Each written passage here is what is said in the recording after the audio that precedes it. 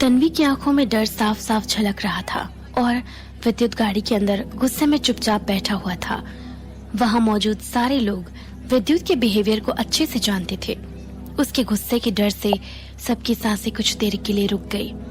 I am sorry, Tanvi ने कांपती आवाज में विद्युत की तरफ देखते हुए कहा। विद्युत के डर से वो अपनी चोट के दर्द को भी भूल गई। वो गाड़ी के सामने से हटती है और अपने कदम पीछे लेने लगती है। वो मुड़कर दूसरी तरफ जा ही रही होती है कि कोई उसके कंधे पर अपने ठंडे हाथ रख देता है। तन्वी पीछे पलटकर देखती है तो विद्युत उसे गुस्से से देख रहा होता है। घबराहट से तन्वी का दम घुटने लगता है। उसे ऐसा लगता है जैसे कोई उसके गले को दबाकर उसकी सांसों को रोक रहा हो। क्या ये सब कुछ मुझे उकसाने के लिए है? विद्युत तन्वी की ओर गुस्से से देखकर कहता है। क्या? तन्वी चौंक कर विद्युत को देखते हुए कहती है, आखिर ये कहना क्या चाहते हैं? इन्हें क्या लगता है कि मैं इन्हें ब्लैकमेल करने आई हूँ और सारी मीडिया वालों को बताने आई हूँ कि मैं मिसेस नुमानी हूँ? ये सारे सवाल तन्वी के मन में उठने लगते हैं। नहीं, मैंने जानबूझकर किए सब नहीं, किसी का धक्का लगने की वजह से मैं। घबराहट में तन्वी अपनी पूरी बात भी नहीं कह पा रही थी। वो एक नजर सारे रिपोर्टर्स की तरफ देखती है। सबकी नजरें उस पर ही होती है। वो समझ जाती है कि इस वक्त उसका चुप रहना ही बेहतर है। अगर उसने ऐसा वैसा कुछ कह दिया तो? मिस्टर विद्युत, मैंने जानबूझ के ये सब नहीं किया।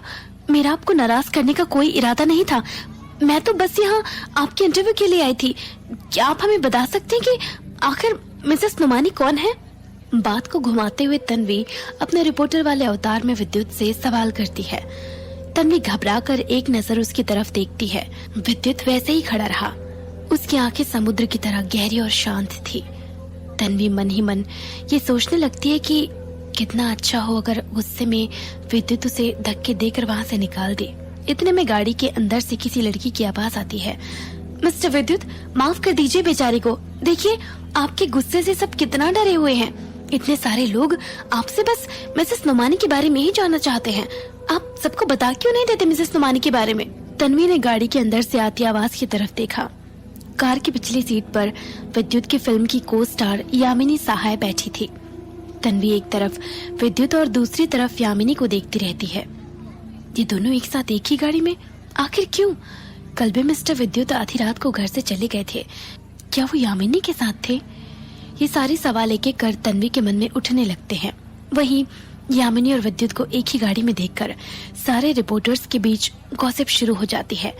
सारे रिपोर्टर्स इस बात से खुश हैं कि आखिरकार उन्हें सुपरस्टार विद्युत की लाइफ से जुड़ी एक मसालेदार खबर मिल गई, जिसकी उम्मीद उन सब ने बिल्कुल भी नहीं की थी। कच कच सारे फोटोग्राफर्स तुरंत विद्युत और यामिनी के एक साथ होने की फोटोज खींचने लगते हैं। वहीं दूसरे रिपोर्टर्स उन दोनों से तरह तरह के सवाल करने लगते हैं। मिस्टर विद्युत, क्या आप बता सकते हैं कि मिस यामिनी आपके साथ फिल्म की शूटिंग में क्यों आई है? आपकी शादी के अगले दिन ही आप खास तौर पर इस फिल्म की शूटिंग के लिए यहाँ आए हैं। क्या इस फिल्म में आपकी कामयाबी की वजह मिस यामिनी है? मिस्टर विद्युत, क्या हम जान सकते हैं कि आखिर मिसेस विद्युत नुमानी कौन है? क्या वो भी फिल्म इंडस्ट्री से है? सभी रिपोर्टर्स एक एक कर विद्युत से सवाल पूछने लगते हैं।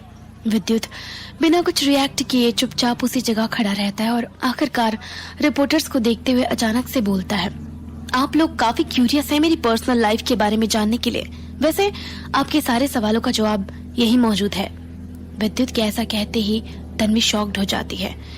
उसे ऐसा लगता है जैसे ये सब एक बुरा सपना है जो उसकी आंखों के सामने सच हो रहा है। विद्युत सबके सामने तन्वी की ओर इशारा करते हुए कहता है, मेरी वाइफ वो है। विद्युत की बात पर एकदम से सन्नाटा छा जाता है। क्या मिस्टर विद्युत वाकई सबके सामने हमारे रिश्ते को मानना चाहते हैं? तन्वी खुद से सवाल करती है। यहाँ राइट। गाड़ी के अंदर बैठी यामिनी विद्युत की बात पर हंसते हुए उससे कहती है, मिस्टर विद्युत, आप और आपके मजाक, जरा उस बेचारी का चेहरा तो देखो, आपकी बातों से कितना डर गई है। क्या मेरे लिए आप उसे माफ नहीं कर सकते? उसने जानबूझ के कुछ नहीं किया है। यामिनी की बातें सुनकर सारे लोग समझ जाते हैं कि विद्युत तन्वी के सवालों का मजाक उड़ाने के लिए ये सब कह रहा है। यामिनी की बातें सुनकर तन्वी काफी रिलैक्स्ड हो जाती है। उसे अपने दिल की धड़कनें वापस से सुनाई देने लगती है। विद्युत की नजरों से दूर तन्वी भीड़ में छुपने ही वाली होती है कि यामिनी फिर से पूछ बैठती है, अरे देखना कहीं उस लड़की के हाथ में ज्यादा चोट तो नहीं आई? मिस्टर विद्युत, प्रोडक्शन में फर्स्ट एड अवेलेबल है, क्यों ना हम इसे अपने साथ ही ले चले? यामिनी की बात सुनकर तन्वी विद्युत की तरफ देखती है। विद्युत अब भी बिना कुछ रिएक्ट किए हमेशा की तरह चुपचाप खड़ा रहता है। कुछ देर बाद एक नजर वो तन्वी के हाथ की तरफ देखता है। तन्वी घबरा कर यामिनी को मना करते हुए कहती है, इट्स ऑल राइट, मैं ठीक हूँ, छोटी सी खरोच है बस। Thank you miss Yamini. Mister विद्युत, भला मिस यामिनी को मेरी इतनी फिक्र कब से होने लगी? रिपोर्टर्स के सामने अपनी केयरिंग होने का दिखावा जो करना है उन्हें, इनके साथ फिल्म सेट में जाने का मतलब है अपने लिए मुसीबत खड़ी करना। तन्वी मन ही मन सोचती है और एक नजर फिर से विद्युत की तरफ देखती है। विद्युत तन्वी की तरफ देख भी नहीं रहा है। जाहिर है कि उसे तन्वी से कोई मतलब नहीं है।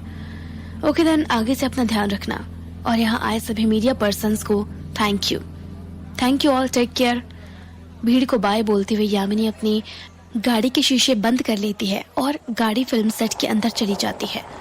गाड़ी के जाते ही सारे रिपोर्टर्स आपस में फिर से बातचीत शुरू कर देते हैं। क्या मिस्टर विद्युत और मिस यामिनी के बीच कुछ चल रहा है? एक रिपोर्टर पूछता है। ये दोनों कल रात से साथ ही हैं, क्या मिसेस नुमानी को इस बात की खबर है?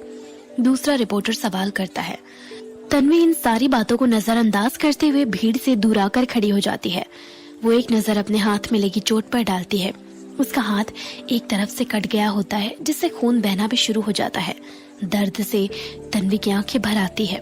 तभी एक सीनियर रिपोर्टर तन्वी के पास आकर उसे समझाती है, माय डियर, किसी न्यूज को कवर करने के लिए इतना उतावलापन ठीक नहीं।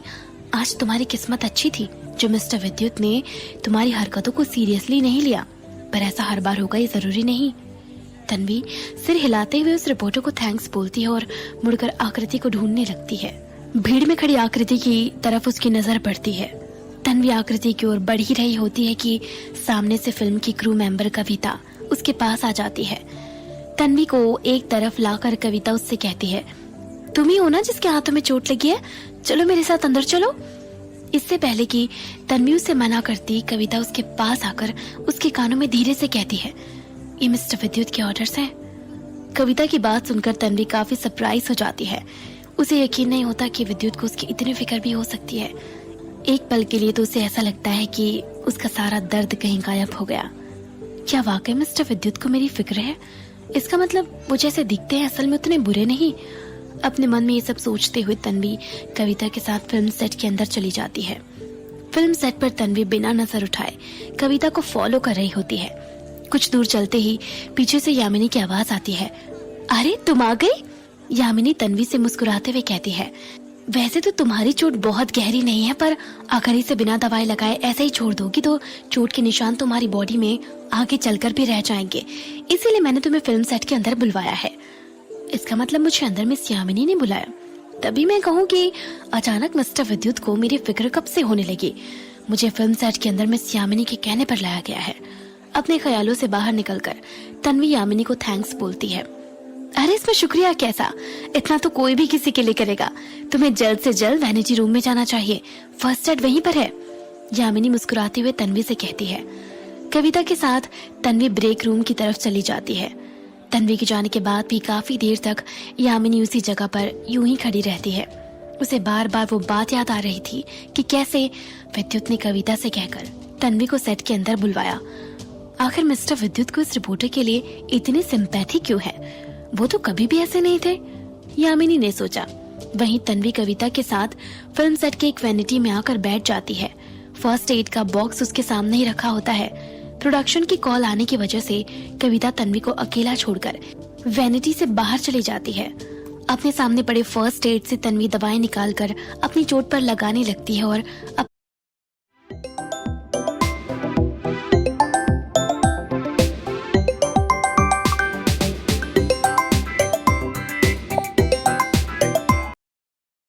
हाथों में पट्टी करती है। तन्वी वैनिटी की खिड़की से बाहर शूटिंग सेट देखने लगती है। तभी तन्वी को सामने से विद्युत अपने बॉडीगार्ड्स के साथ उसी वैनिटी वैन की तरफ आता हुआ दिखाई देता है। विद्युत का मैनेजर अमृत उससे कुछ कह रहा होता है, जिसे सुनकर विद्युत कुछ देर के लिए रुका रहता है। वैनिटी की खिड़की से तन्वी विद्युत को देख रही होती है।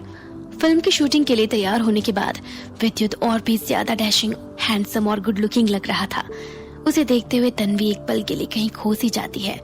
वहीं दूसरी तरफ विद्युत वैनिटी वैन से 2 मीटर की दूरी पर रहता है। तन्वी विद्युत को वैनिटी रूम की तरफ आते देख घबरा जाती है। अगर मुझे फिल्म सेट में मिस यामिनी ने बुलवाया था तब मिस्टर विद्युत को तो इस बारे में कुछ भी पता नहीं होगा। वो तो यही समझेंगे कि मैं उनका पीछा कर रही हूँ। तन्वी ने मन ही मन सोचा और विद्युत के गुस्से से डरकर वो वैनिटी के बाथरूम में जाकर छुप जाती है। जैसे ही उसने बाथरूम का दरवाजा बंद किया वैसे ही वैनिटी रूम का दरवाजा खुला और कमरे में किसी के कदमों की आवाज सुनाई दी। तन्वी समझ गई कि विद्युत गाड़ी के अंदर आ चुका है। उसके कदमों की आवाज सुनकर तन्वी को यह भी यकीन हो गया कि वो बिल्कुल अकेला है। पर आखिर मिस्टर विद्युत वैनिटी में क्यों आए हैं? कहीं वो मुझसे मिलने तो नहीं आए? तन्वी इन्हीं ख्यालों में खोई रहती है कि उसे वैनिटी के दरवाजे खुलने की आवाज आती है। तन्वी कान लगाकर अंदर आते कदमों की आहट को सुनने लगती है। इस बार यह आवाज हाई हील्स की होती है। तन्वी समझ जाती है कि ये कोई लड़की है। इतने में ही दरवाजे के लॉक होने की आवाज सुनाई देती है। ये दरवाजा क्यों लॉक किया? मिस्टर विद्युत और एक लड़की फिल्म की वैनिटी में बिल्कुल अकेले। कहीं जो मैं सोच रही हूँ वो सच तो नहीं? अपने ख्यालों से बाहर निकलकर तन्वी दरवाजे पर अपने कान लगा लेती है। तभी उसे दरवाजे के उस पार से यामिनी की आवाज सुनाई देती है। मिस्टर विद्युत, आई एम सो ग्लैड कि आज मुझे आपके साथ अकेले रहने का मौका मिला। मैं हमेशा से आपको ये बात बताना चाहती थी पर कभी हिम्मत नहीं कर पाई। एक्चुअली मिस्टर विद्युत, I really like you lot, Yamini विद्युत से कहती है। तन्वी कुछ देर कंफ्यूज हो जाती है।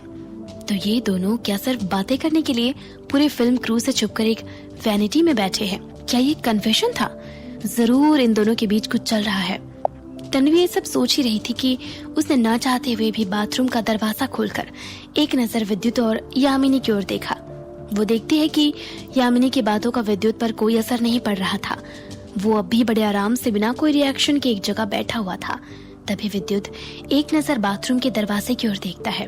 उसकी नजर दरवाजे से झांकती तन्वी की नजरों से मिलने ही वाली होती है कि पकड़े जाने के डर से घबराकर तन्वी दरवाजे को तेजी से बंद कर देती है।